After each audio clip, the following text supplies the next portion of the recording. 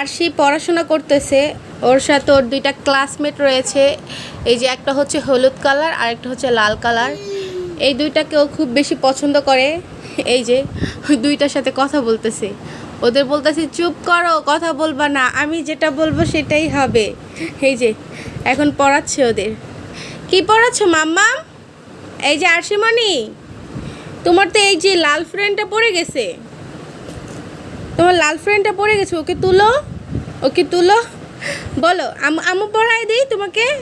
মাশাল্লাহ, আরশিকে যদি আমি এভাবে ধরে ধরে পড়াই, ও সেম ফিঙ্গারটা এরকম করে। আমু বলো এ, বলো এ বি সি।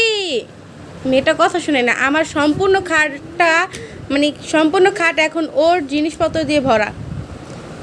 এই এই দুষ্টু পাখি, ওর গেঞ্জিটা কি করছে খাবার দিয়ে।